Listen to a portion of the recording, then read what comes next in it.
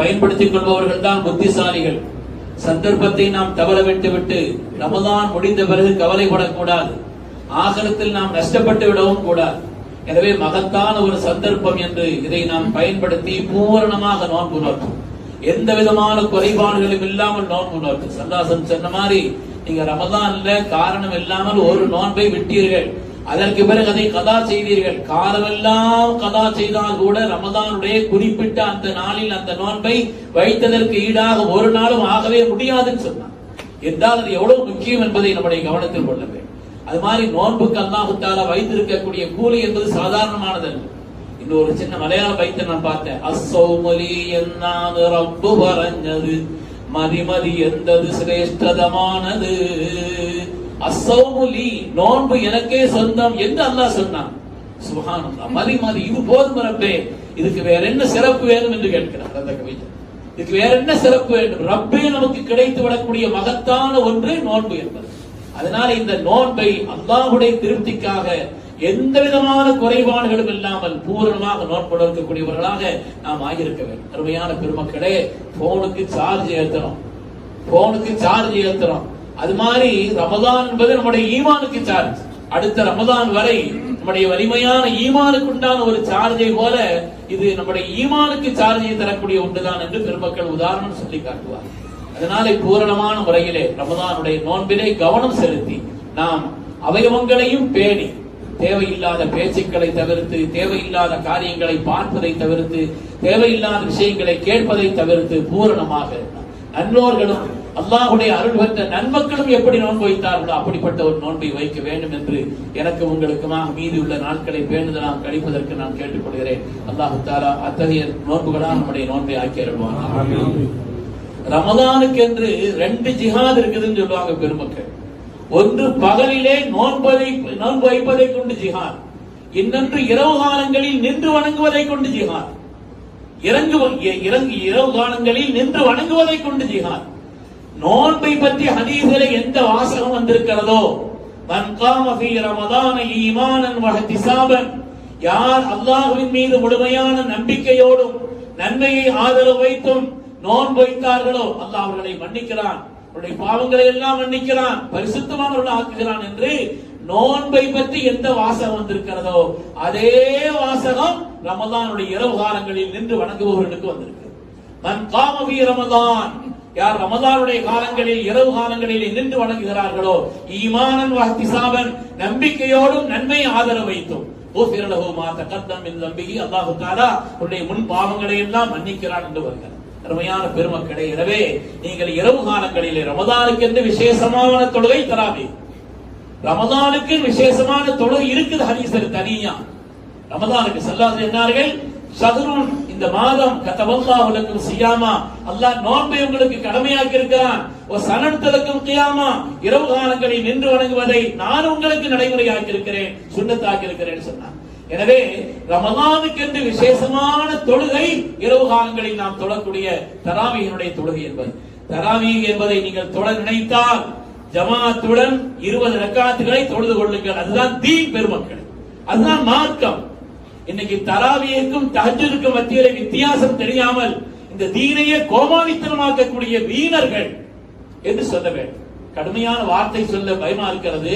தராவீஹுக்கும் தஹஜ்ஜுதுக்கும் வித்தியாசம் தெரியாமல், தராவீஹ் என்பது ரமதானில் மாத்திரம் உள்ள விசேஷ தொழுகை, தஹஜ்ஜுத் என்பது எல்லா காலங்களிலும், ரமதானிலும் ரமதான் அல்லாத காலத்திலும் தொழுக வேண்டிய ஒரு தொழுகை தான் உன்னதமான தஹஜ்ஜுதுடைய தொழுகை.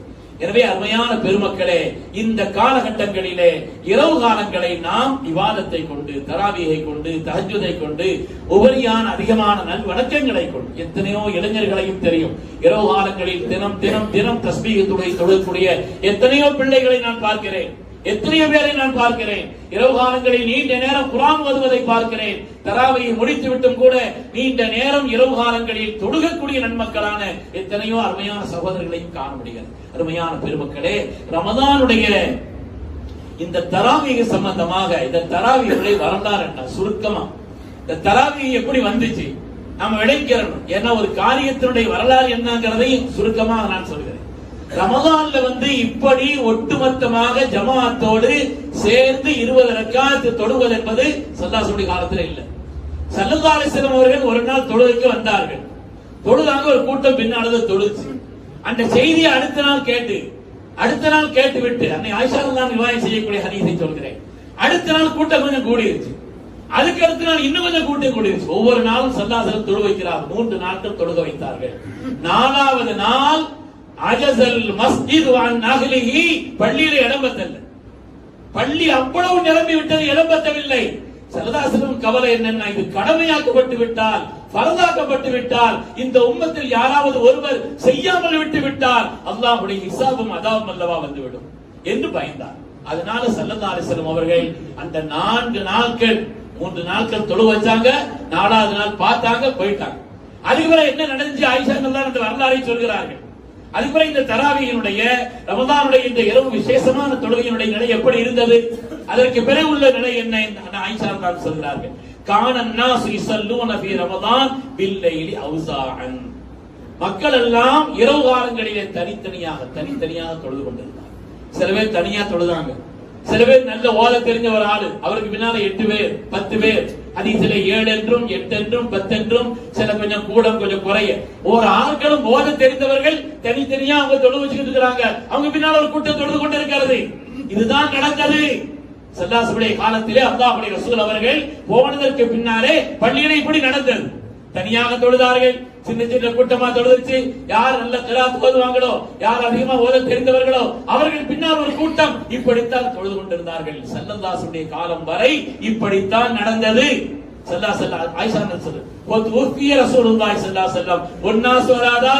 இத்தகைய நிலையிலே ஸல்லல்லாஹு துன்யா விட்டு பிரிஞ்சிட்டாங்க. அல்லாஹ்வுடைய ரசூல் இந்த உலகத்தை விட்டு பிரிகிறார்கள். மக்கள் இப்படி இருந்தார்கள். பள்ளியில வருவாங்க, தனியா தொழுவாங்க, சில பேர் ஜமாத்தா தொழுவாங்க, சில பேர் அவங்களுக்கு ஓத நல்ல தெரிஞ்ச ஆட்கள் பின்னால நின்று கூட்டமா இப்படித்தான் தொழுது கொண்டிருந்தாங்க. இது இப்படித்தான் இருந்தது.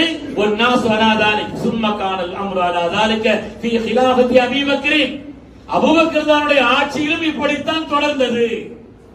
ஆயிஷா தான் சொல்கிறார், இப்படித்தான் அதர் சித்திகுல் அக்பருடைய ஆட்சி காலத்திலும் சும்மகானல் அம்ரு அலா தாலிக் ஃபீ ஹிலாஃபத்தி அபீ பக்கரின், அபூபக்கர் தானுடைய காலத்திலும் இப்படித்தான் தொடர்ந்தது.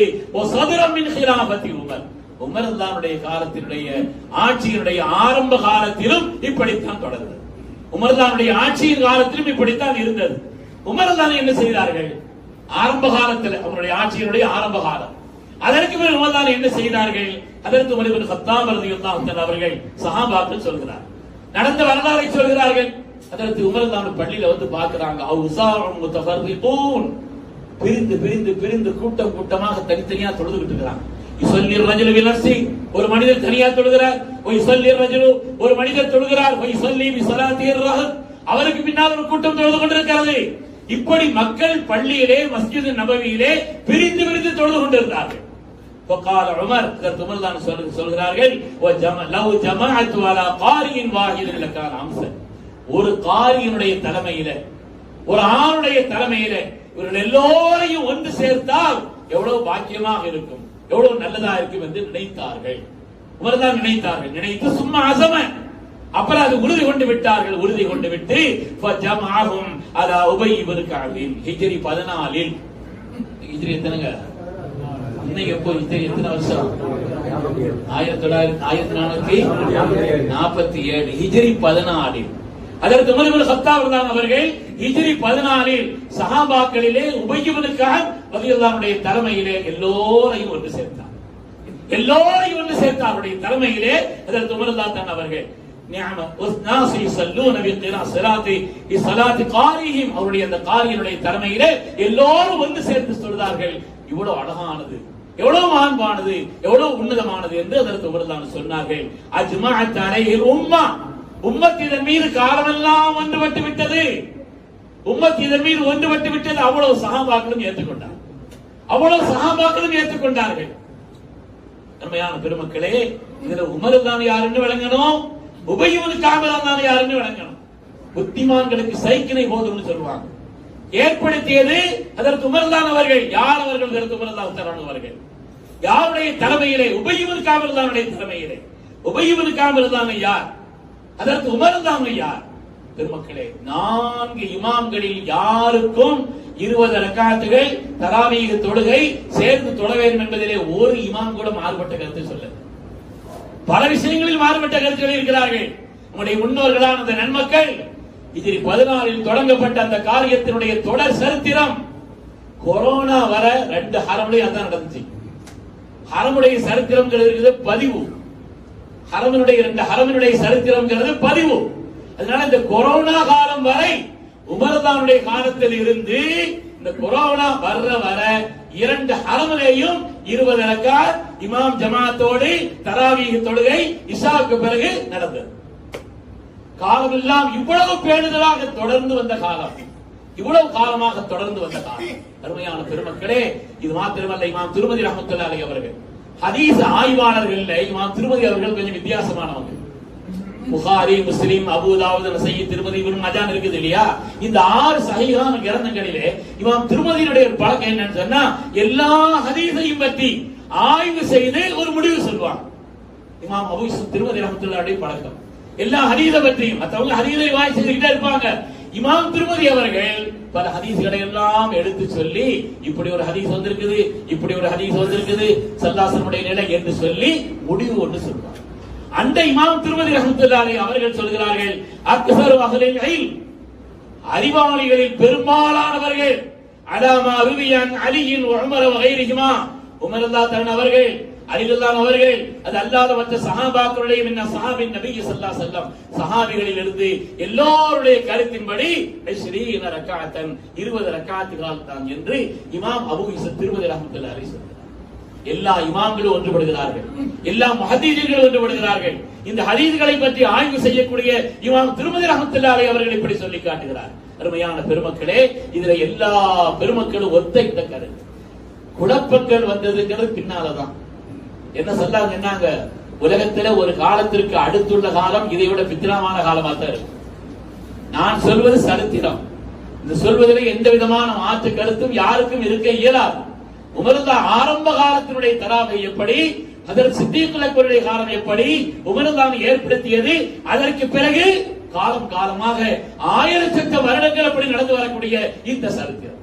இன்னைக்கு அவங்க சொன்னாங்க, இவங்க சொன்னாங்க, தராவியைக்கும் தஹஜ்ஜுதுக்கும் வித்தியாசம் தெரியாம ரெண்டையும் போட்டு குழப்பி, ரமதானிலும் ரமதான் அல்லாத காலத்திலும் 8 ரக்காத்தோட கூடுதலா தொடரலனா தஹஜ்ஜுத தொடரல.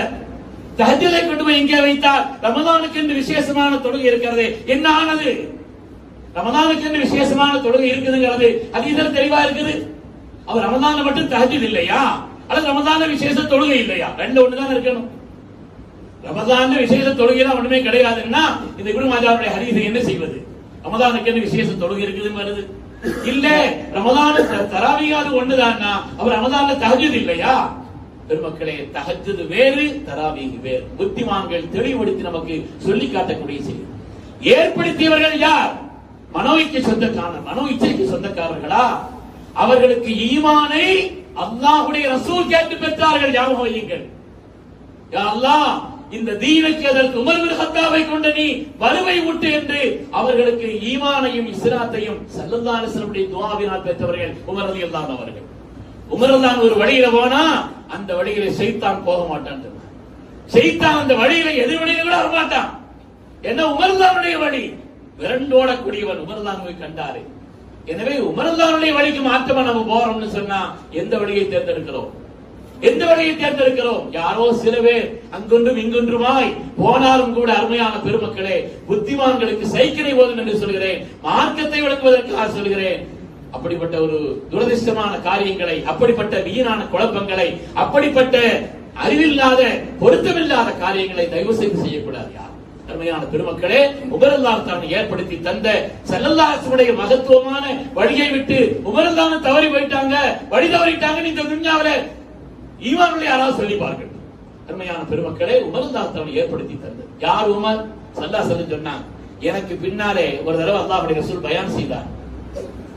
உருக்கமான பயான் செய்தார்கள். சஹாபாக்கள் சொல்கிறார்கள், எனக்கு பின்னால் வாழக்கூடியவர்கள் மை யைஷ் மின்கும் மின் பாதி, எனக்கு பின்னால் இந்த துன்யாவில் வாழ்பவர்கள் ஃபஸயரா இஃப்திலாஃபன் கஸீரா, மாறுபட்ட கருத்துக்களை நீங்கள் பலரையும் சந்திப்பீர்கள், முரண்பட்ட கருத்துக்கள் வரும்.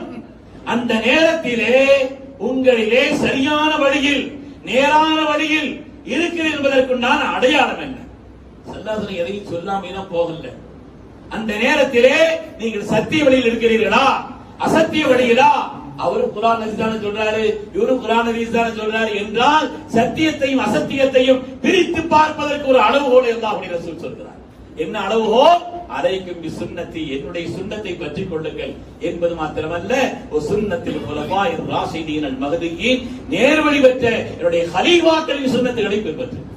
என்னுடைய கலீஃபாக்களுடைய சுன்னத்தும் சேர்ந்திருந்தது என்று சொன்னால் அதுதான் நேர்வழியினுடைய அடையாளம். சொல்லிட்டு சொன்னாங்க ஃபதமஸ்ஸகு, பற்றிக் கொள்ளுங்கள். அல்லாஹ் அலைஹா பின் நவாஜிர், கடவாய்ப்பற்களால் பிடித்துக் கொள்ளுங்கள். முன்படுற மனிதர்கள் எடுத்தா வந்துரும், ஆனால் பிடிமானத்தினுடைய வலிமை கடவாய்ப்பற்கள். எனவே அல்லாஹ் அலைஹா பின் நவாஜிர், கடவாய்ப்பற்களால் பற்றிக் கொள்ளுங்கள். நீங்கள் நேர்வழியில் இருப்பதற்குண்டான அடையாளம் சொன்னார். அது மாதிரி ஸல்லல்லாஹு அலைஹி வஸல்லம் அவர்கள் உமர் ரலியல்லாஹு தஆலா சொன்னார், இன்னல்லாஹ வதஅல் ஹக்க அலா லிசானி உமர், உமருடைய நாவில் அல்லாஹ் தஆலா ஹக்கை வைத்திருக்கிறான் சொன்னார். உமருடைய நாவில் அல்லாஹ் தஆலா ஹக்கை வைத்திருக்கிறான். அவருடைய எண்ணங்களுக்கு ஏற்ப எத்தனையோ ஆயத்துகள் வந்தது இந்த ஹதீஸில் இருக்கு. முவாஃபிகாத்து உமர், அதற்கு உமர்லாவுடைய எண்ணங்களுக்கு ஏற்ப அல்லாஹ்வுடைய ஆயாத்துகள் வந்தது என்பதெல்லாம் நமக்கு ஹதீஸிலே தெளிவுபடுத்தப்பட்டுச்சு. உமர்தான் அவர்கள் சாதாரணமானவர்கள் அல்ல. அவர் சொல்கிறார் இவர் சொல்கிறார் என்பது அல்ல, உமர்தான் சொல்கிறார். அல்லாஹ்வுடைய ரசூலார் இந்த ஈமானுக்கு இந்த இஸ்லாத்திற்கு கொண்டு வரப்பட்டவர்கள் அதற்கு உமர்தான். யாருடைய தலைமையிலே? உபய் இப்னு கஅப் இருந்தார். யார் உபய் இப்னு கஅப்? உபய் இப்னு கஅப் யார்? அவங்களையும் நாம விளங்கணும் பெருமக்களே. சஹாபாக்கள் ஒவ்வொரு ஆட்களுக்கு ஒரு தனி அந்தஸ்து இருக்குது. அர்ஹம் உம்மதி பி உம்மதி அபூபக்கர், என்னுடைய உம்மத்திலே ரொம்ப ரொம்ப ரொம்ப ரொம்ப கருணை உள்ளவர் ஹஜ்ரத் அபூபக்கர் சித்திக். வஅஸத்துஹு ஃபி அம்ரில்லாஹ் உமர், அல்லாஹ்வுடைய காரியத்திலே வலிமையானவர் ஹஜ்ரத் உமர் அவர்கள். வஅஸ்தகுஹும் ஹயா அன்னஸ் உஸ்மான், வெட்கத்திலே உலகத்திற்கே முன்னுதாரணம் ஹஜ்ரத் உஸ்மான் ரலியல்லாஹு அவர்கள். வஅக்தாஹும் அலி, ஒரு நல்ல ஒரு தீர்ப்பு செய்வதிலே முன்னணியானவர்கள் அலி ரலியல்லாஹு தஆலா. வஅக்ராஹும் லிகிதாபில்லாஹ் உபய் இப்னு கஅப், அல்லாஹ்வுடைய வேதத்தை ஓதத் தெரிந்தவர்களிலே முன்னணியானவர்கள் உபய் இப்னு கஅப் இருந்தார். ஸல்லல்லாஹு சொல்றார். எல்லாரும் அல்லாஹ்வும் ரசூலும் ஸல்லல்லாஹு அலைஹி வஸல்லம் சஹாபாக்களும் இவர்கள் காரி, இந்த உம்மத்தினுடைய காரி என்று ஏற்றுக்கொண்டவர். ஏன்னா ஒரு தடவை ஸல்லல்லாஹு அலைஹி வஸல்லம் உபய் இப்னு கஅப் கூப்பிட்டாங்க. உபய் அவர்களே, லம் யகுனில் லதீன கஃபரூங்கிற அந்த சூராவை பையினாவை எனக்கு ஓதி காமிங்க. நீங்கள் ஓதி நான் கேட்கும்படி அல்லாஹ் சொன்னான். உபய் இப்னு கஅப் துடித்து போனார். என்னுடைய ரப்பு என்னுடைய பேரை சொன்னான். என்னுடைய ரப்பு என்னுடைய பேரை சொன்னான். உபய் இப்னு கஅப் அவர்களே, அல்லாஹ் தஆலா உங்களுடைய திருநாமத்தை சொல்லி சூரத்துல் பையினாவை நீங்கள் ஓதி நான் கேட்கும்படி என் ரப்பு சொன்னான். இந்த உம்மத்தினுடைய காரி அவர்கள் சய்யிதுல் குர்ஆன், உலகத்தினுடைய எல்லா காரிகளுக்கும் கிராத்தை ஓதுபவர்களுக்கும் தலைவர் ஹஜ்ரத் உபய் இப்னு கஅப் ரலியல்லாஹு அன்ஹு. ஒவ்வொரு ஆட்களுக்கும் ஒரு பட்டம் சொன்னாங்க. அதுல வஅக்ராஹும் லிகிதாபில்லாஹ் உபய் இப்னு கஅப். துன்யாவுல அந்த நேரத்துல குர்ஆன் மனப்பாடம் பண்ணிருந்தவங்க 6 பேர் தான். அந்த 6 பேர்ல ஹஜ்ரத் சய்யிதுனா உபய் இப்னு கஅப் ஒரு ஆள். மாத்திரமல்ல, குர்ஆனுடைய விளக்கம் யாருக்காவது தெரிய வேண்டும் என்று சொன்னால் இஸ்தக்ரவுல் குர்ஆன மின் அர்பஅத்தின், 4 பேர் குர்ஆனை சொன்னா உடனே கேளுங்க அப்படின்னு சொன்னாங்க. அதுல ஒரு ஆள் தான் உபய் இப்னு கஅப் இருந்தாங்க. சும்மா கதை அல்ல பெருமக்களே, நம்முடைய வரலாறு தெளிவானது. அந்த உபய் இப்னு கஅப் ரலியல்லாஹு தலைமை சாதாரணமானவர்களா? அந்த உபய் இப்னு கஅப் ரலியல்லாஹு தலைமையிலே ஹஜ்ரத் சய்யிதுனா ரசூலுல்லாஹி ஸல்லல்லாஹு அலைஹி வஸல்லம் அவர்களால் சய்யிதுல் காரி, உலகத்தில் உண்டான காரிகளுக்கெல்லாம் குர்ஆனை ஓதுபவர்களுக்கெல்லாம் தலைமைத்தனமான என்று சொல்லப்பட்ட அவங்களுடைய தலைமையிலே ஹஜ்ரத் உமர் இப்னு கத்தாப் ரலியல்லாஹு அவர்கள் எல்லா ஜமாத்தையும் ஒன்றாக நிறுத்தி தொழுக வைத்ததுதான் தராவீஹினுடைய வரலாறு. இனிமே எதை எடுக்கணும்ங்கிறத நீங்க எதை முடிவு பண்ணிக்கணும். இனிமே எப்படி செய்யணும்? நான் சொன்ன வரலாறு சாலிஹீன்களுடைய வரலாறு, இமாம்களுடைய வரலாறு, சஹாபாக்களுடைய வரலாறு, உமர்தானுடைய வரலாறு. உமர்தான் யார், உபய் இப்னு கஅப் தான் யார் என்பதை நாம் தெரிந்து கொள்ள வேண்டும். அப்படிப்பட்ட நன்மக்கள் வழிவந்த ஒரு உன்னதமான தொழுகை ரமதானுக்கு என்ற விசேஷமான ஒரு தொழுகை தான் சங்கியால தராவி. அதுல நாம முழுமையான கவனத்தோடு பகலில் நோன்பை கொண்டு ஜிஹாது செய்கிறோம். அல்லாஹ்வுக்காக உண்ணாமல் பருகாமல் புலன்வழி செல்லாமல் ஒரு நிய்யத்தோடு ரப்பினுடைய திருப்திக்காக நாம் காத்திருக்கிறோம். அவனுடைய திருப்திக்காக, அவனுடைய உத்தரவுக்காக இருக்கிறோம். அது மாதிரி இரவு காலங்களிலே நாம் நின்று வணங்குவது என்பது இருக்கிறதே அருமையான பெருமக்களே, அது ஒரு ஜிஹாத்.